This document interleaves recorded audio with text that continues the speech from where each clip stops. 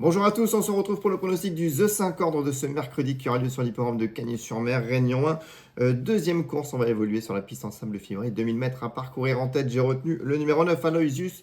Il reste sur une excellente tentative du côté de Lyon-la-Soie. Il n'a été battu que par un certain Courpluvis qui a depuis remporté brillamment un The 5 ordre. Dès lors, je m'en méfie tout particulièrement, ce sera mon favori. En deuxième position, j'ai retenu le 8, Euskadi. Il reste sur d'excellentes tentatives. À ce point, je le pense en mesure de tirer son épingle du jeu et pourquoi pas titiller mon favori. En troisième position, attention au 13, Melbora. Elle reste sur une bonne tentative sur le sable d'Auvillers. Avec le bon parcours, cette bonne finisseuse doit également jouer un tout premier rôle. En quatrième place, attention au numéro 1, Kauna. Il doit se reporter un lourd fardeau, mais avec un bon parcours, il peut viser une place, voire mieux, en cas de défaillance. En cinquième position, le 7, Central Park West mérite un large crédit. Il ne cesse de faire toutes ses courses et excelle sur la piste en sable fibré canoise. Il a couru une fois pour une victoire. Enfin, je complète mon choix avec le numéro 2, Watchim.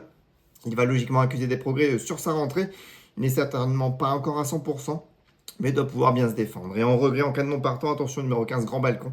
Il déçoit, mais dans un bon jour, il pourrait remettre les pendules à l'heure et créer la surprise à belle cote. Je récapitule, le 9, le 8, le 13, le 1, le 7 et le 2. On va maintenant passer à ma petite fouille, on va rester à Cagnes en R1, dans la cinquième course avec le 3, Ivory Spring.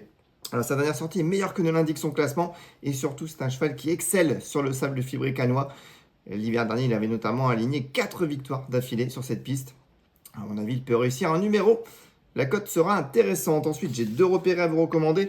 Ce sera du côté de Vincennes. Tout d'abord, donc en R4, dans la 6e course avec le 3, Marbre d'érable. C'est un cheval compliqué à utiliser. Il est très fautif.